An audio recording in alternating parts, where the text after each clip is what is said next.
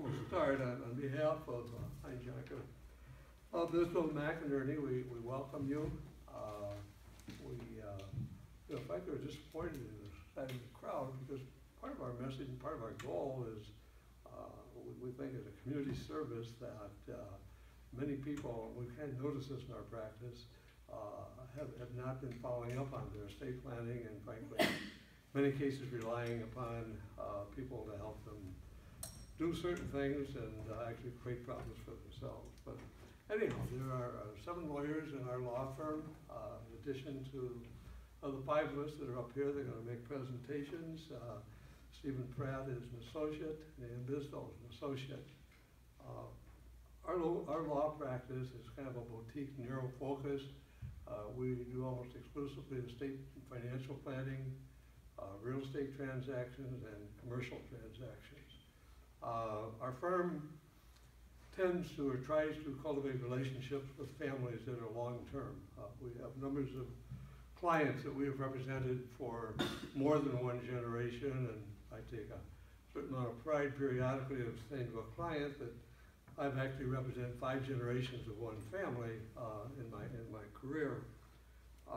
Because of the kind of focus of our practice and the fact that we try to be attorneys, broad-based attorneys for our clients, we over the years have developed relationships with other law firms where we don't do divorce work or bankruptcy, criminal type work, personal injury.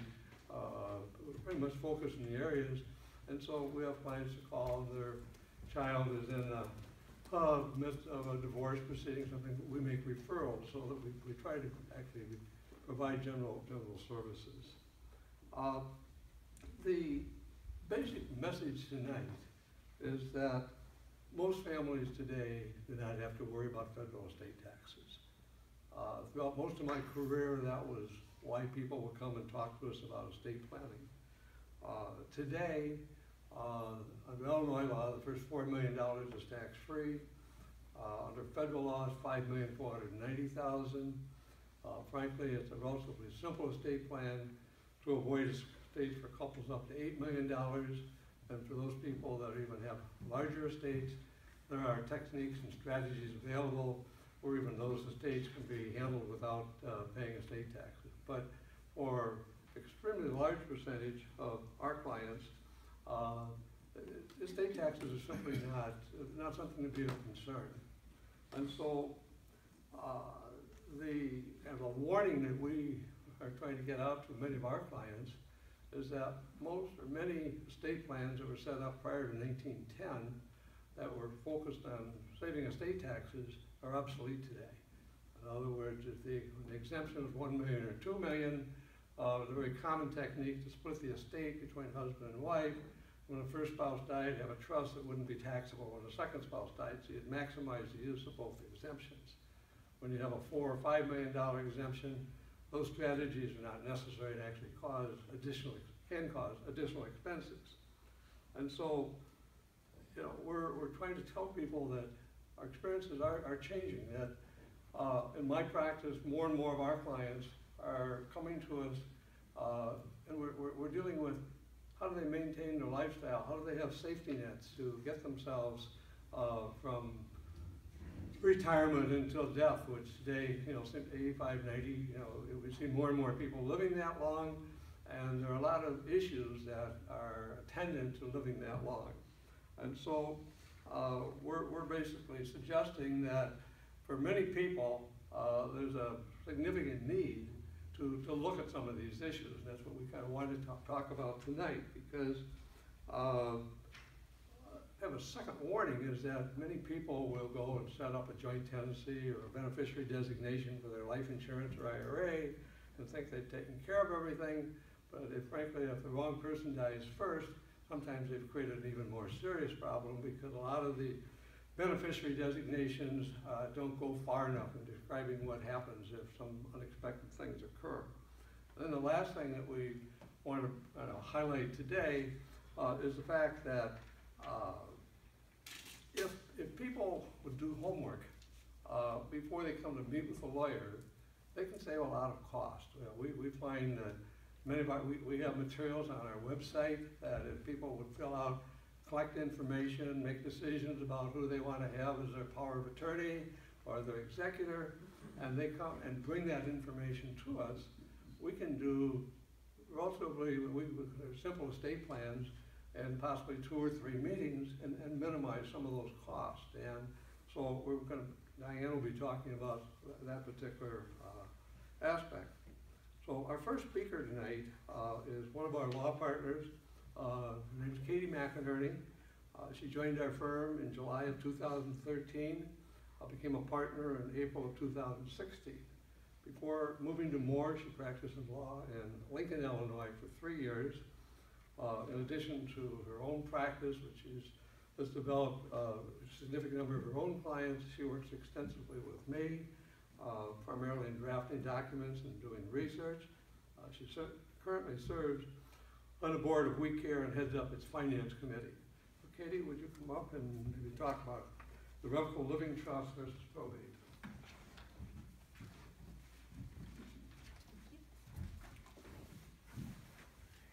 I am Katie McInerney. I'm going to be going through sort of one of the more basic questions is the decision whether or not to go through the probate process or to make an affirmative step to avoid it by using a revocable living trust. And in order to go through why one might be more beneficial in the circumstances in which they're more beneficial, I want to first explain what the probate process is, which is the formal court process by which an estate is administered. It is not required in all states, in all estates, and I'll explain that in just a sec, but it's basically a procedure by which you would submit the estate to the court. The court will issue an order approving an executor, and the executor's responsibility will be to collect the assets of the estate, pay creditors, and then make a distribution to the beneficiaries of the estate. And after which point the estate would be closed and everything would have been settled at that point. Now, the reason probate is going to be required is if you've got personal property of more than $100,000, and that is probate property specifically. And that does not include all of the property that you have. If you have property in joint tenancy, that goes automatically to the surviving joint tenant, regardless of what your will might say. If you have a beneficiary designation, such as a retirement account or an insurance policy, again, the beneficiary receives that property regardless of what your will might say. And then the final one, which is what I'm going to be focusing on today, is the use of a trust. If you place your property into a trust during your lifetime, the trust will administer that property. And again, if it's in the trust, that property is not your probate property, and it will be administered by the trust and not according to the terms of your will. So essentially all of your non-probate property is going to be that joint tenancy, that beneficiary designation, and your trust property. Everything else is governed by your will and comes into the determination of whether or not your estate must be probated. In Illinois, it is required to probate your estate if you have more than $100,000 of personal assets. If you do, you have to probate it. If you don't, you may want to probate it regardless. There are situations in which probate is beneficial, which is that if you anticipate there being a dispute amongst your beneficiaries or your executors or the people dealing with your estate, the court process is an easy avenue to get those disputes resolved. You already have the case, you already have a judge, and you have an opportunity for them to resolve that argument very simply without doing too much additional work. So that is one reason why you might want to go through probate. Another reason is that sometimes, especially with the laws being the way that they are, there's more and more oversight going on with financial institutions and more regulations going on with them. The probate process is a very standardized process, and banks and other financial institutions understand that because they are very familiar with how it works. If you use an alternate method of transferring property at your death, that's not necessarily going to be the case. Especially with trusts, you have a lot of flexibility and a lot of opportunity to adjust the powers of the trustee and the rights of the beneficiaries. And that is something that the banks are going to need to know in order to make sure that they are doing the right thing in terms of who's administering the property and who is giving them directions and authority to handle those transactions at the bank. So sometimes with situations where you've got either a difficult financial institution or other types of property that can sometimes be a little bit hard to collect, the probate process can be an easier, faster method because it's a very streamlined, understood process by all entities in the state. And then the third reason why you might want to go through probate is to cut off creditor claims. After someone has died, there is a 2-year period from which creditors of the decedent can file claims against the estate, basically saying that they are owed money. If you go through the probate process, this is one of the benefits, which is that you would file a notice to creditors called the publication notice, and once that has been done, after 6 months, those claims are cut off. So you shorten the period after which somebody's died that claims can be filed against that person. So in certain situations when there's a lot of potential claims out there, it may be better just to open up a probate estate and have that surety that after 6 months you can close it without worrying about what other things may be floating around out there that you don't know about. So those are some of the benefits to going through the probate process. The number one downside that most people think about when they think about probate is the cost. It used to be that it would cost a percentage of the estate. Basically, the attorneys would have a little book and they'd go through and they'd say the estate is between $10,000 and $50,000, these are how much my charges are, regardless of the work that would be needed to be done to close the estate.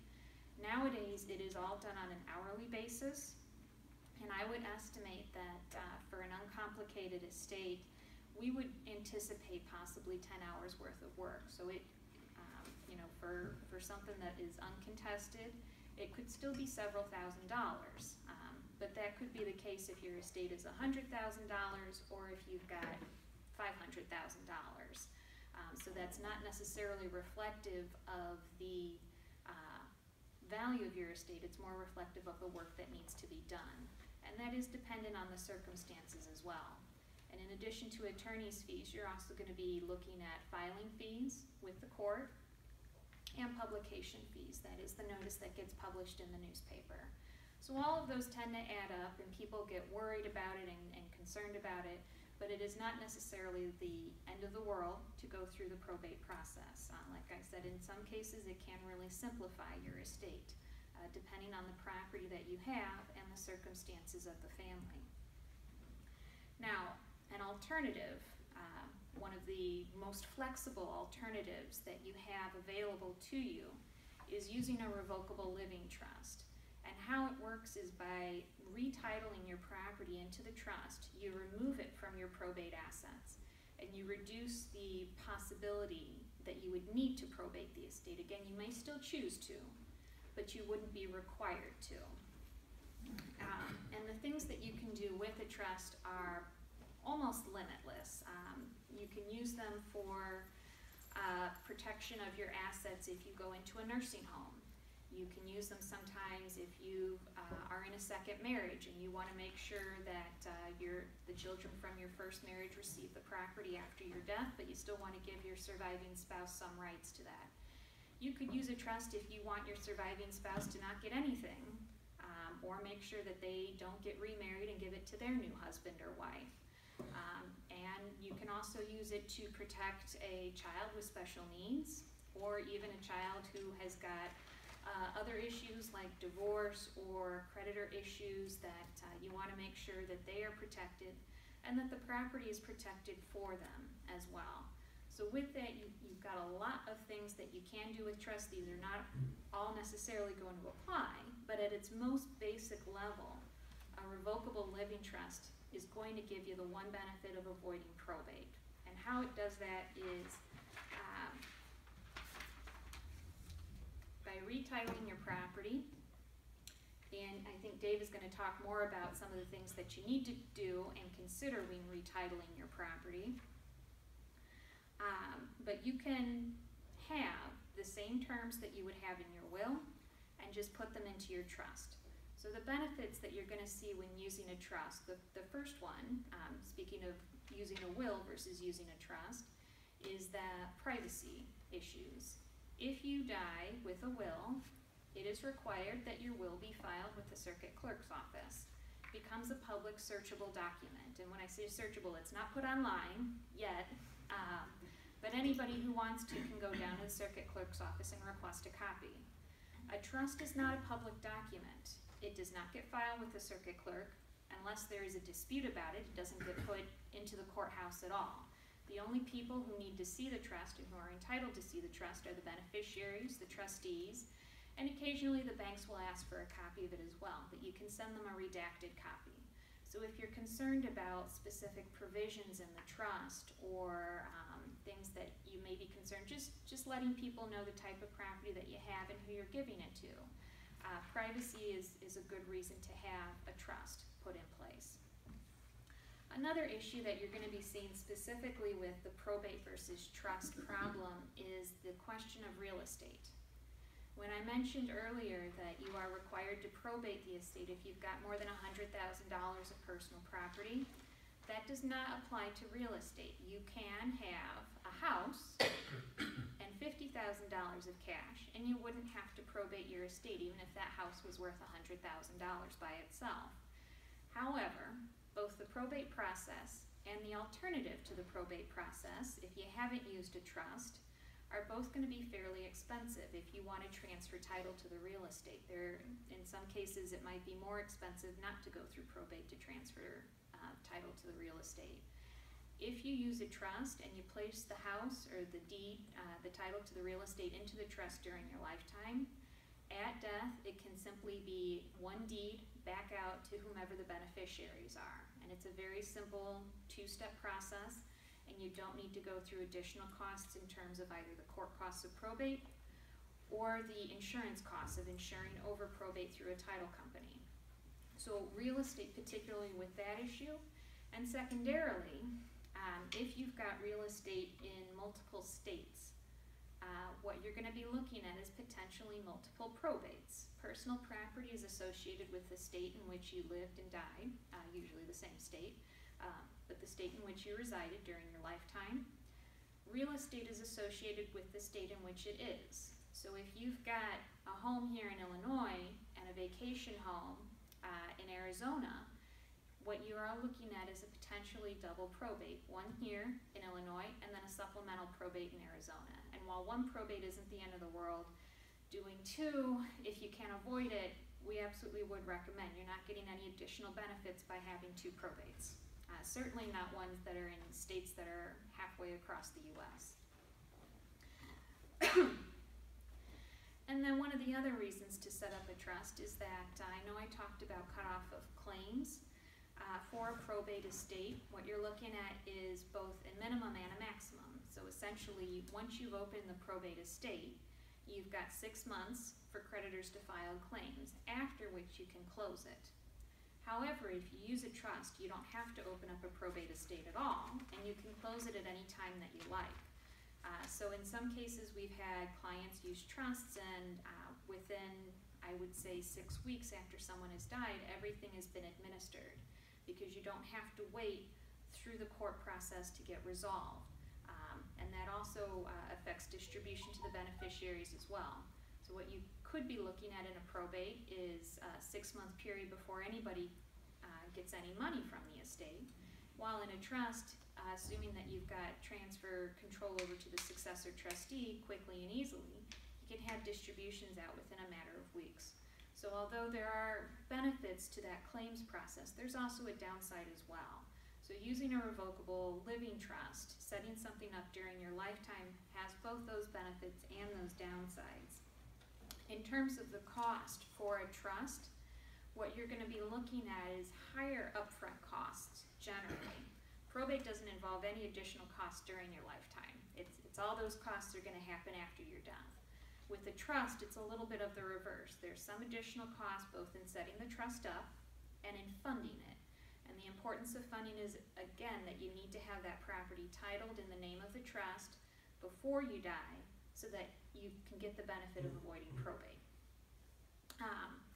The cost may be the cost to retitle real estate, which is the cost of the deed. Sometimes if you need to retitle bank accounts, there's usually no cost at all. Sometimes clients have our office do it though, and that adds attorney's fees to the process. But it's important to make sure that it's done and done correctly, because Dave is going to tell you about some of the things that happen when it is not done correctly and the downsides and the pitfalls that occur. So that is sort of a general overview of what you're looking at when you're considering, should I go through probate, should I open up a trust, sort of what are the issues involved, and what should I do in order to get that set up.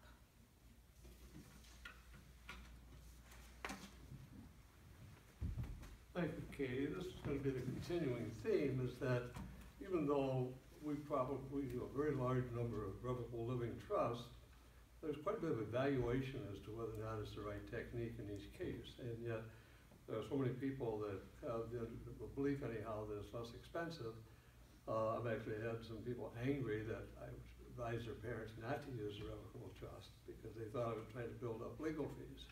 And our point is, we use them frequently, but you need to analyze the situation to make sure that it is appropriate. You don't want to get in a situation where you have half your assets in the trust, and then you have to probate the will and administer the trust because you didn't get everything in the trust. So, anyhow, our next speaker is Dave Bzdill.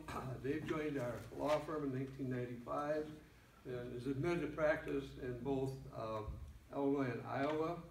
In addition to estate planning, Dave is frequently involved in complex business transactions, and in recent years has been appointed on a rather relatively frequent basis as a receiver by local judges to manage property while the judicial process goes on to determine the ownership of the rights in it.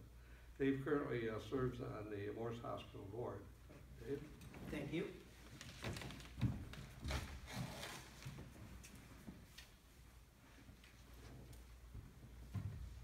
Good evening.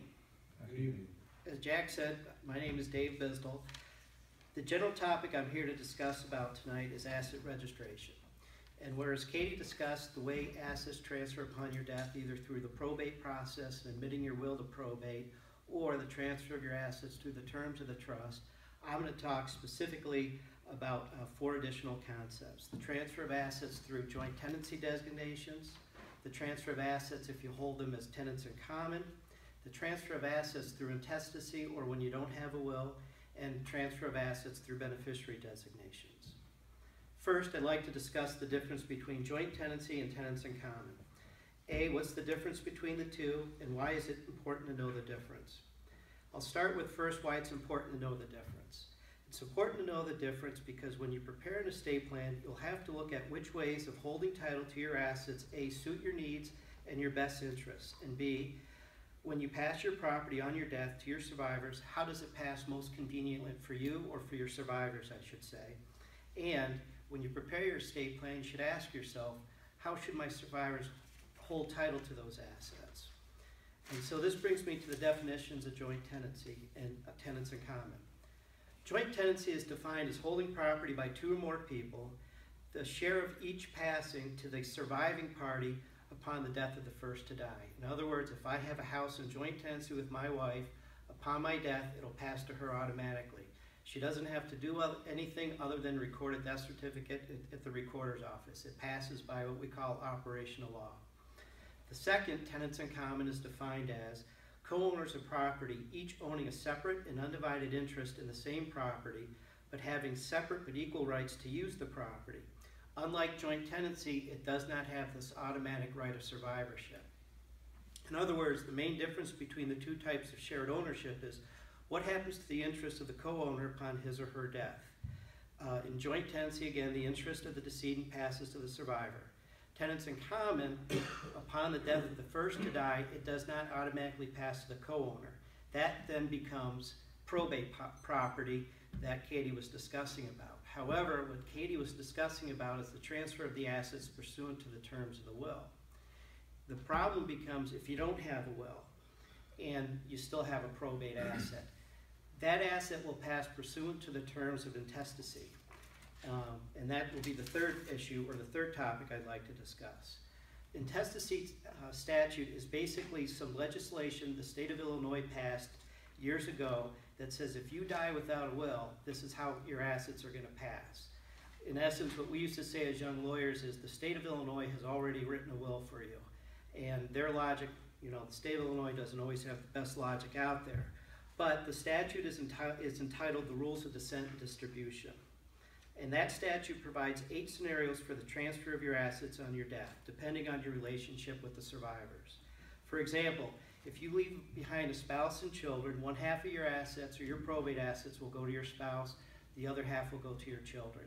If you leave assets on your death and you just have a spouse, 100% of your assets will go to your spouse, and vice versa. If you don't have a spouse and children, it will go just to your children.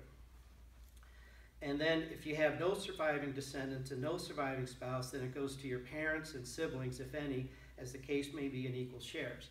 The statute works down that way through the process of removing, you know, closer family members away to more distant family members, and it goes down the line. The key is that if it goes through intestate, you cannot control the disposition of those assets. The state of Illinois has already determined that for you. The last concept I'd like to touch on would be to briefly discuss is beneficiary designations. Beneficiary designations transfer assets such as life insurance, IRAs, 401ks, and other retirement plans. And oftentimes you run into accounts that are called transfer on death accounts.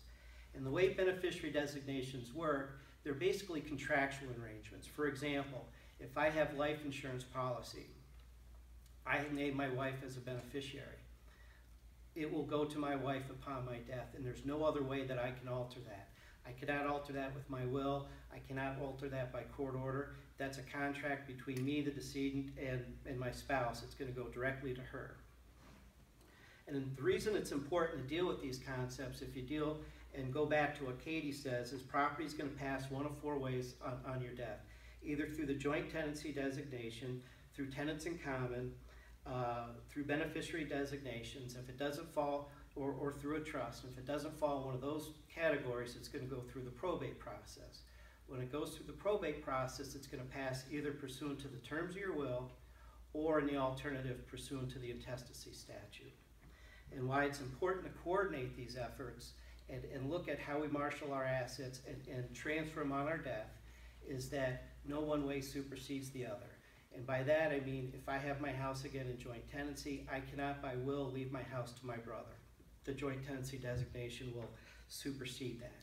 And why it's important to review your beneficiary designations, for example, is that, and I had this before, where a friend of mine, his mother died in 1983, was divorced in 83. She had a divorce decree that said the insurance was supposed to go to their children. She died in 2006. She never made the change. The insurance company was bound by that beneficiary designation to go to the surviving ex-husband.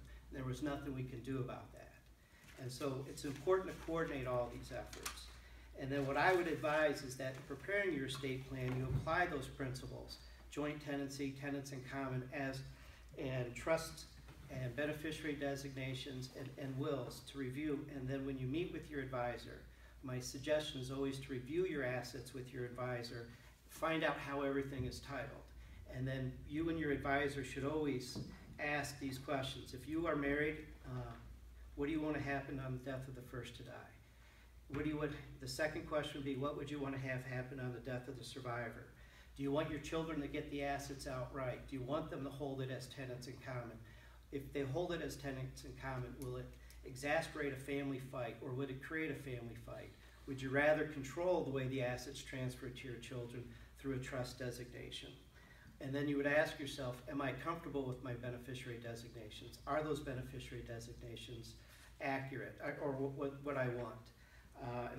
Last, I would also say that, and then to lead into our next presentation, sometimes it's more valuable to hold assets in a certain way for tax purposes, and I think that's what Amanda's going to expound upon coming forward.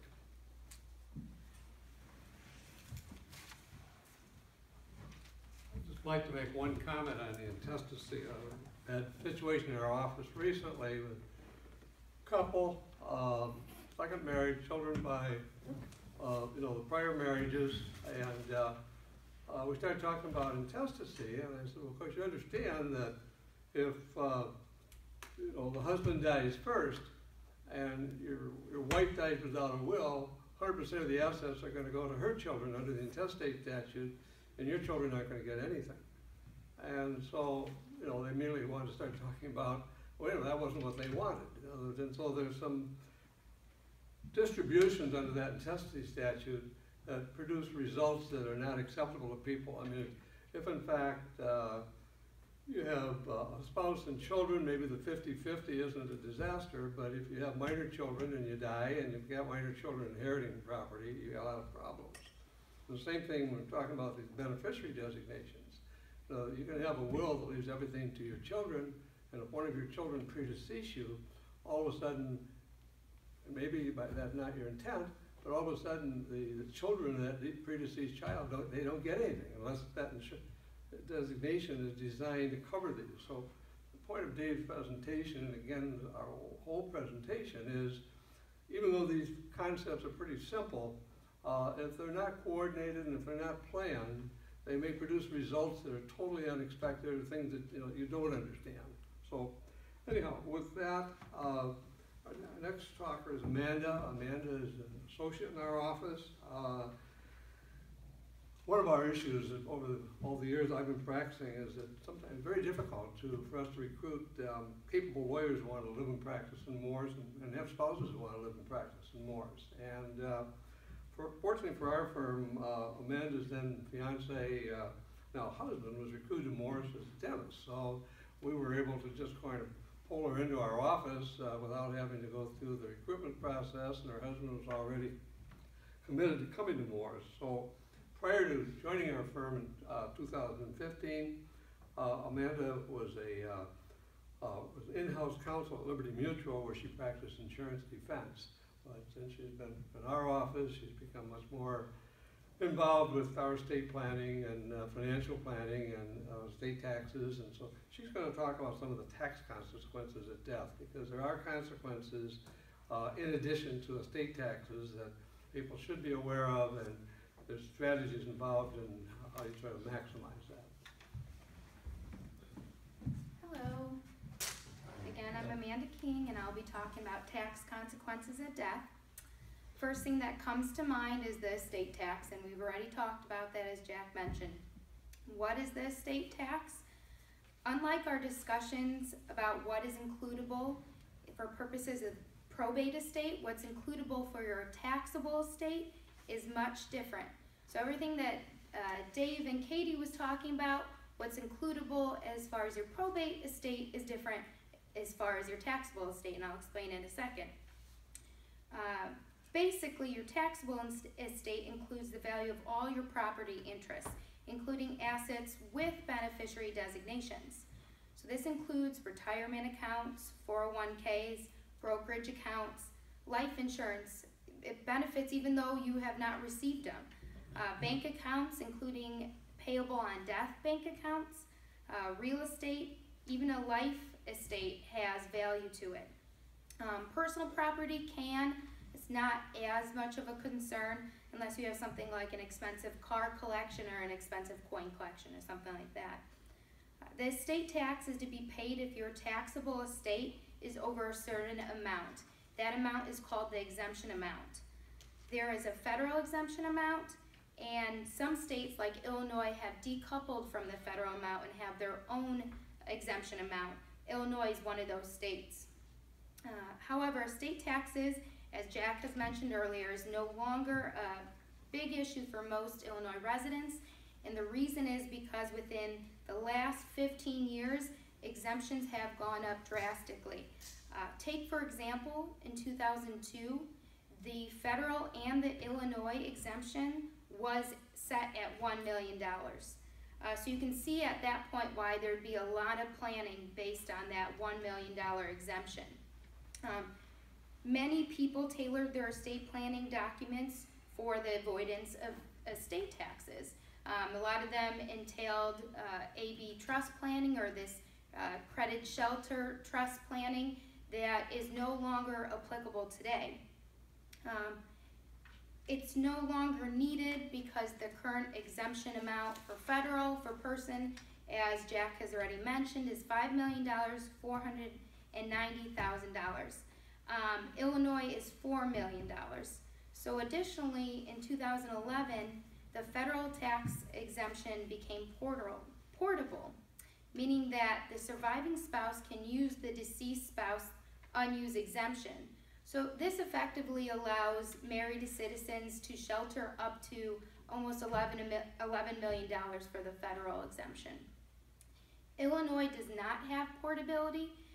In Illinois, it's still $4 million per person, but that still allows you to shelter quite a substantial amount of money there. That is also why asset registration can be very important between married couples if you're trying to plan that way with with the exemptions. This is also an important reason why you may want to revisit your estate planning documents. If you have any estate planning documents prior to 2009, and I would argue anything prior to 2011, it's going to have that old tax planning in place, probably does at least. The majority of the old estate documents we see people come in, they have the credit shelter trusts, and that actually can be detrimental today.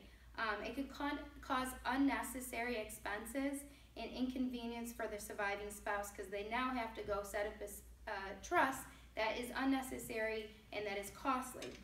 It's also counterintuitive from an income tax viewpoint, and the reason is because it causes you to forego the ideal income tax step-up in basis, which I'll explain in a minute. Overall, estate taxes are not a concern for most people these days. However, if you want to consider future unexpected consequences. For example, what if you are inheriting something through someone else's estate? You want to think of these kinds of situations. Of course, if you win the lottery or you have some sudden unexpected change in the value of your asset, that may be something you want to relook at as far as estate taxes. And those sort of things may put you at risk in paying estate taxes. You'll want to have a proper plan in place. If you think you may be at risk, you could always come talk to us and we'll let you know if that's an issue for you. Now, earlier I mentioned step-up in basis. What is it? It's the fair market value of your property or an asset at the date of death. So there's a tax-free nature to it, meaning you do not have to pay income taxes or capital gains when you inherit an asset upon someone's death. Instead of receiving the original basis, you will receive the basis on the deceased date of death. Spouses are able to take advantage of the step-up in basis upon the first to die. An example would be you bought stock for $10. That's the original basis. And at your death, it's now worth $100.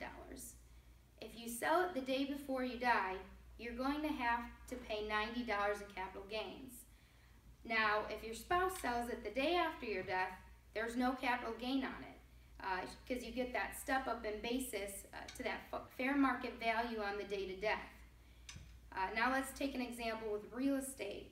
Perhaps the deceased took advantage of depreciation over time. Well, if he sells it before he dies, he's going to have to pay that recapture amount on his income taxes. But if it's sold the day after he dies, there's no recapture amount. So you can see why it's so important to take advantage of these step-up in basis rules that a lot of people are not aware of. It's not automatic. You may be required to get an appraisal within 6 months of the date of death. Now, what if you inherit something in joint tenancy? Do you still get a step-up in basis? The answer is yes. You get somewhat of a half step-up in basis. Actually, inheriting an asset in joint tenancy can actually help reduce the value of your taxable estate for the estate tax purpose. You may be able to claim a discount on an estate tax return since your undivided interest is not easily sellable on an open market. A major takeaway point is that you want to maximize your step-up in basis, but not increase your worth for purposes of the estate tax. So So you can see how that step up in basis is interconnected with your net worth, or what we were discussing with the estate taxes. So a final note, the tax laws are constantly changing, and that's why it's important for you to review your plans every so often to make sure that you have a proper plan in place based on the tax laws that exist currently.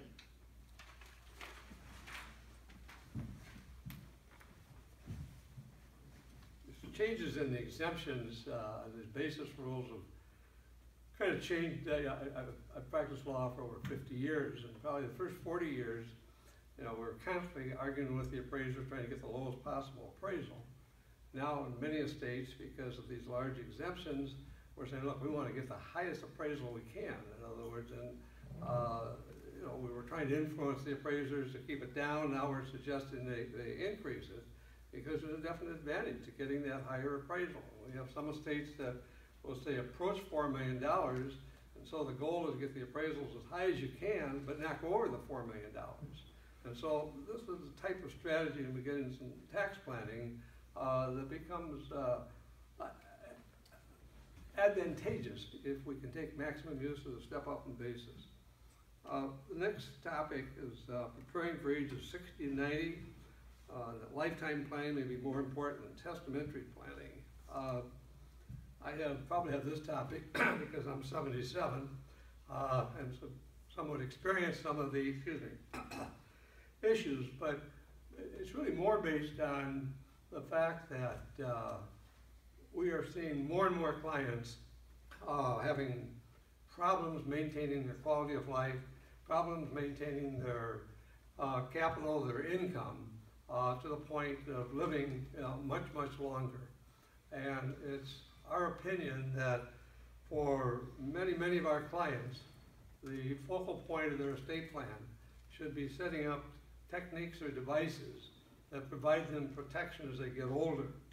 And I would tell you that it's our experience that there are many factors that are contributing to this. I've kind of listed some of these. People are just living longer. When I said earlier, first started practicing, it was pretty common. Someone was 70, 75 years old, that was old.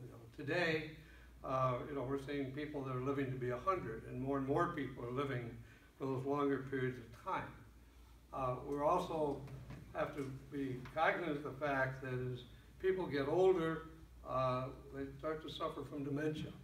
And I'm at an age where rather reassuring of my doctor has promised me that the fact that I don't remember names, and they warned me once, Jack, you might walk into a room and forget why you walked in there. That's not dementia, but what we're talking about is that frequently as people get older, they're no longer capable of making good business decisions. They become more and more subject to undue influence. Some things are very subtle in these areas, but it's one of the reasons why we think this lifetime planning becomes very, very important.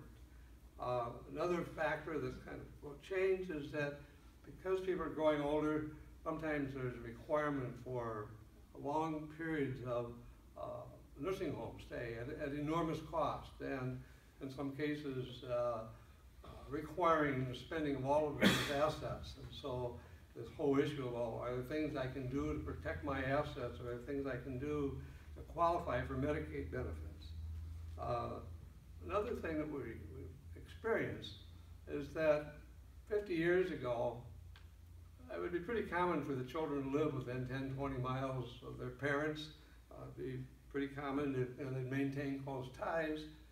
In today's world, we have more and more families where the children are spread out, across the country. They're not in, the same type of relationship. They may still love their parents, but there's not closeness. And this is our experience anyhow. That and kind of tying in with that is that. This is a personal opinion, but I just see in today's increasing materialistic and self-serving society that many children have become much more self-focused on themselves and less inclined to start making significant sacrifices to provide the type of care that their parents might expect or assume they're going to get. That we see situations, I see situations where I see children doing things because it's inconvenient for them to provide the type of care. It's hard work to take care, provide care for some elderly people. And so, and also we have the fact that, you know, not only are the children frequently living apart from their parents, but they're living apart from each other. They don't tend to have the opportunities to work together, to solve problems together. And all of a sudden they have a parent that has a serious problem, and they come at it, we find, frequently different directions. Another issue that's affecting us living longer is that we have more and more couples that are coming to our office that have been married previously and particularly have children by prior marriages. And you know, the consequence of one spouse outliving the other and the possibility of that surviving spouse living to be 90, 95 years old and becoming more and more susceptible to the undue influence of the children of that spouse and having less contact with the children of the deceased spouse is something that we experience. And so, again, we start bringing these issues to clients and suggest that they need to start thinking about it. Another issue with longevity is that it's creating increased financial issues for people. They're living longer than they had planned on living or thought they were going to live maybe 40, 50 years ago. And in many cases, they don't have sufficient retirement income or assets to deal with. And what's making this, in recent years, it's compounded this problem, is that we have clients that perhaps have $300,000, $400,000 earning 5 and 6%, that had, with their Social Security, were living comfortably. All of a sudden, at a half of 1% or 1%, their financial well-being is, kind of in dire straits. And so that there's special types of planning. What do you do with these situations?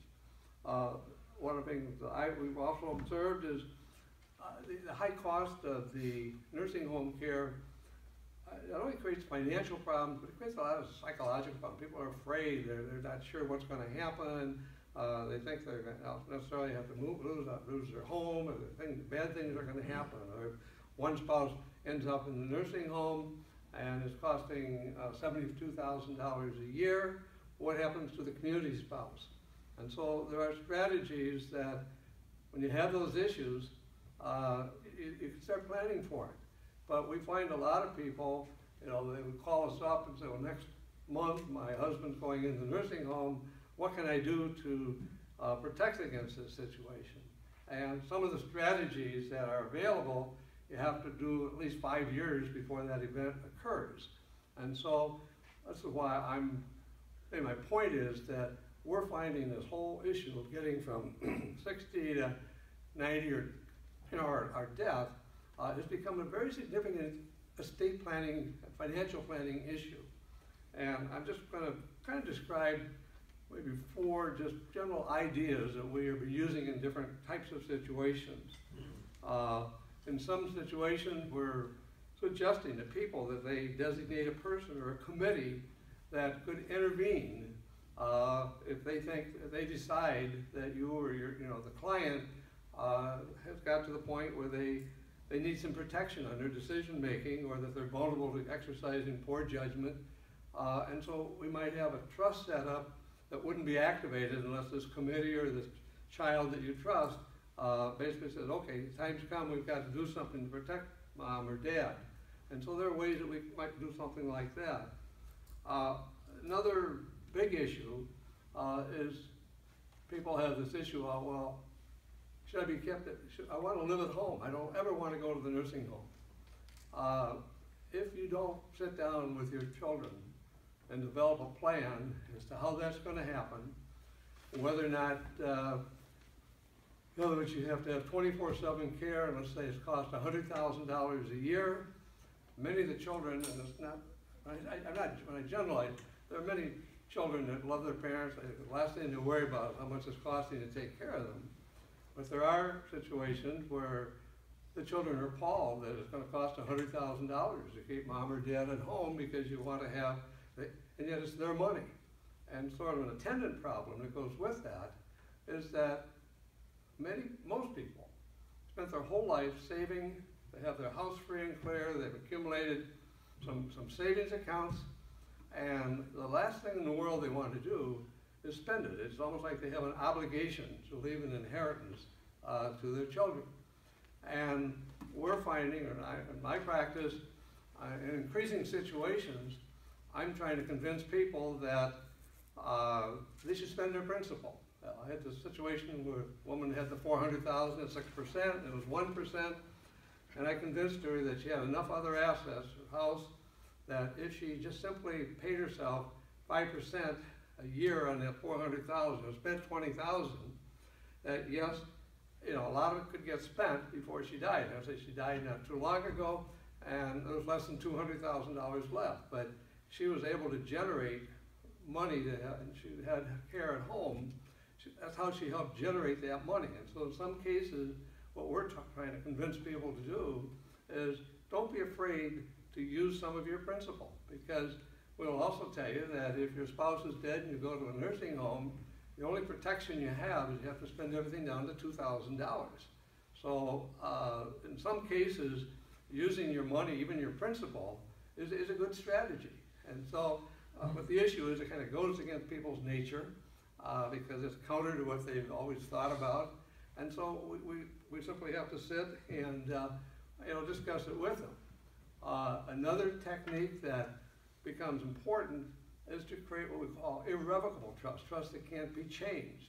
Now, we can also have trusts that are still revocable, but they can only be amended or changed with, say, all of the children consenting or some trusted person consenting. In other words, we have concerns sometimes as people are older with this undue influence issue or with the nursing home issues that we want to protect these assets. And so we try to set up, you know, strategies where somehow by making it irrevocable, people can't get at these assets. And that can have not only some protection against undue influence or even dementia, but we have situations where, you know, older people get married for the second time.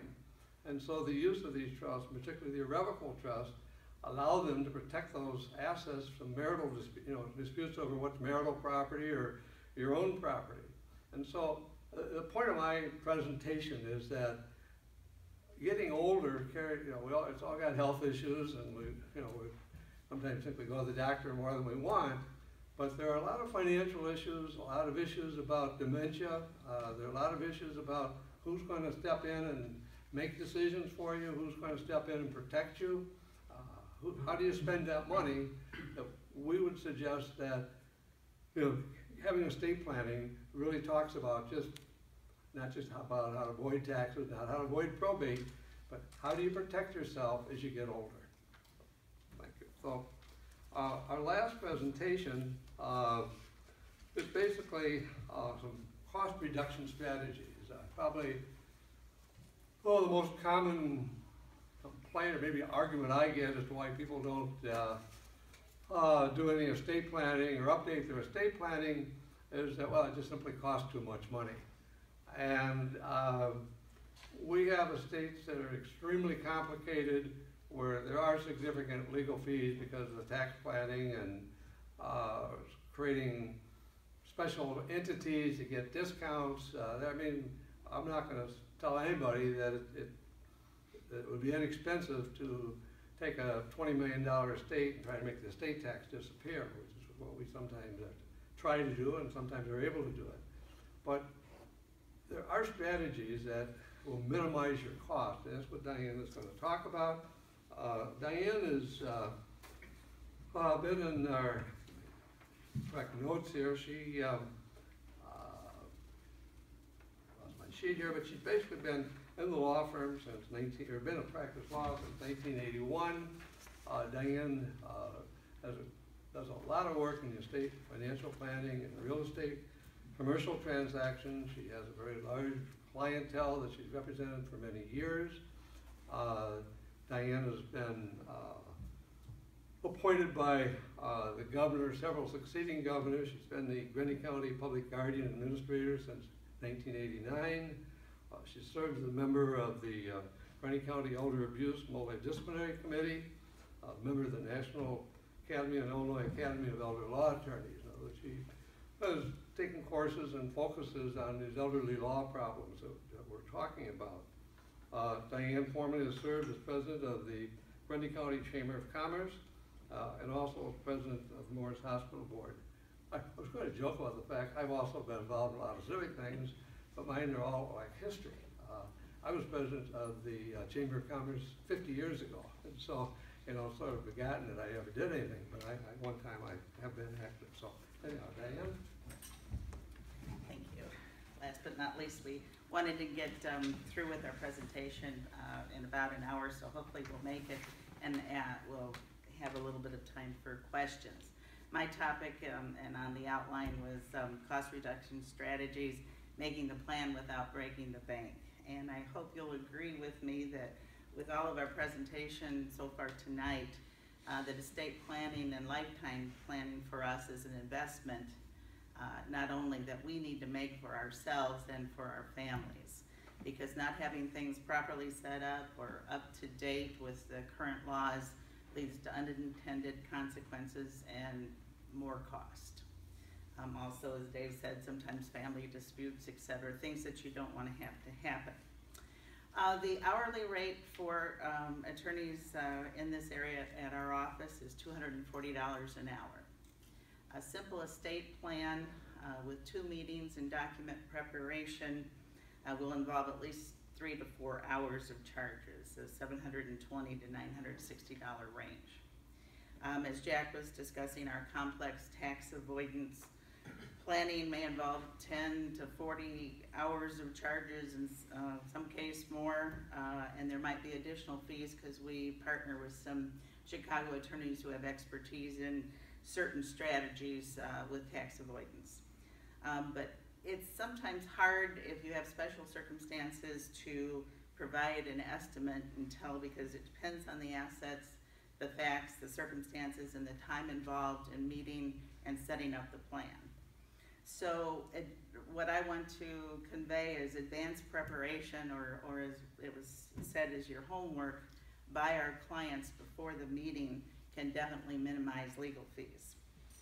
We have a website, and if you take our newsletter before you go and our cards, it's on that, but it's HyndsLawyers.com. We have information on our estate planning, kind of some basic information, but also we have an estate planning questionnaire that is downloadable, or also you can fill in the form. We have, I think, hopefully enough copies for you to take one home. But what this will help our clients do is to gather the information and come in with everything that's needed to hit the ground running in your discussions with your attorney. At the beginning, a lot of it is just what I would say is your standard intake form: name, address, you know, phone contact, email, date of birth, who your children are, information like that. And it's all in one spot, and you don't have to come back and, oh, I don't know what that phone number is, or I don't know, because on some of our powers of attorney, our healthcare, we also put phone numbers for who your agents are. But then the other is advanced consideration. We really haven't touched a lot on the documents to plan for the living, and I'll just say, you know, your healthcare power of attorney, your property powers of attorney. You want to consider who would be your, you know, first agent, but also we're going to want to know if that agent can't act, who would your successor agents be? And that involves some thinking on your part ahead of time, or discussion with your spouse ahead of time, because sometimes you're in a meeting and, well, I don't know, who should it be? And so there's time taken while the couples discuss that, and that's really not a legal issue. But if you can't make up your mind, by all means don't come in. We can ask questions that might lead you to, as to like a healthcare power of attorney, who lives closer, who's more likely to be with you, well, except for your spouse is usually your first, but not always, who's more likely to, you know, go to the doctor or be at the hospital with you. But thought ahead of time is important. Also, it's the same thing as who's going to serve as your executor and or trustee. And you can have co-executors, co-trustees, but you want to give some thought to that. Again, if you disagree or you're not sure, we can ask you the questions, and it doesn't necessarily need to be the oldest child or the oldest male child or this person, because everybody likes that person. If they're not, you need to think about that. One of the things we do estate planning for children with, or for younger adults with minor children. If both of the parents are gone, one of the most difficult questions is who's going to raise your children if both of us are, both of you are gone? Who's going to be the guardian of the person? Who's going to be the guardian of the estate or trustee for the minor's trust? And it might not necessarily be the same person. So that's an important thing for the younger couples. And again, discussion regarding that, not only who the first ones are, but the successors. Because we always, when we get through the first one, it's like, okay, well, if so-and-so can't act that way, who will it be? And it's like, but again, you want to make your estate plan, your estate planning can be changed. If you don't like the way your sister's raising your children, you can change it later, but not doing anything and not taking care of your estate plan can be detrimental. And as Dave and pretty much everybody pointed out, asset information, valuation, and registration is so important. Because if we don't have that information, it's hard to put together a good plan for you. And what happens a lot of times is they bring in their statements and well, I think this is the beneficiary, or we have that life insurance or that life insurance policy that grandma bought for me or that I received. I think, my husband's the beneficiary, but if you can look at those documents, talk to your life insurance agent, get confirmation from the company if the life insurance company has changed, we're just further ahead. If you're paying us to contact your investment advisor as to whether or not you have a transfer on death or a payable on death designation, again, that's something that advanced homework can help us out with. Same for annuities and retirement accounts. If you have a house, usually you have your deed. That's not a big issue, but if we're dealing with a lot of real estate, by all means, bring in your copies of your deeds, your title policies, and real estate taxes. In some cases, if the information is lacking or title is unclear, so we don't know if it's in joint tenancy or tenants in common, we're going to recommend that we get tract search or a title commitment, which again is an extra cost. And then finally, what I think everyone has alluded to, think about what you want to have happen. What do you want to have happen at the death of the first spouse, or if you don't have a spouse, where do you want your assets to go? And what if one of your designated legatees or beneficiaries predeceases you? What happens then?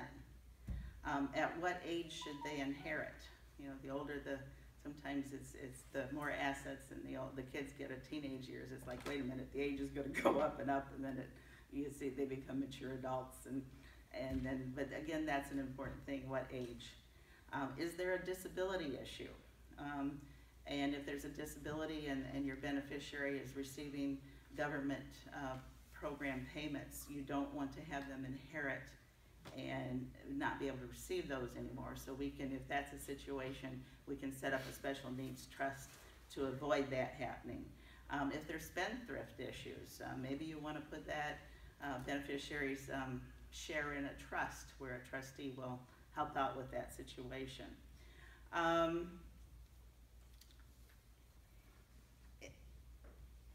Once you've defined what you want to have happen and what the potential issues are, we can discuss it with you further. One of the things that we talked about, some various strategies and different kinds of whether we would recommend a trust or a estate, having a probate estate, or no, I want to have this. Don't get too involved with the technique. we want to start with what you want to have accomplished. We'll look at your assets, we'll discuss, you know, certain things, and then we'll make recommendations for you. We haven't really touched a lot on Medicaid. That's a whole nother hour seminar. But we also have, it's not on our website, but we have a handout here as a long-term care planning information form. It's a little bit more detailed, but answers to the questions and the documents, and I encourage you to take a copy, is answers to the questions, assets, income information will help the attorney advising you with regard to Medicaid planning. So with that, actually we're a little over, but not too bad. I would make a wrap-up comment that a lot of people think that the only people that need to do estate planning are wealthy people. I don't have a very large estate. And what we would tell you is that sometimes the smaller the estate, the greater the need to preserve every dollar of it and make sure it's available for your use, and that you don't create problems, so that we basically we welcome clients. We're not just practicing law to try to avoid people paying death taxes. All these things we're talking about are things that we want to do, and we would urge people that it simply doesn't tie into someone's net worth. All these issues we're talking about are issues that everybody has, and should be addressed, because once the problem happens, it can become very expensive to straighten them out. So I have hearing problems, so I don't know, Diane, if you want to field questions, we can all try to answer them, if any of us can.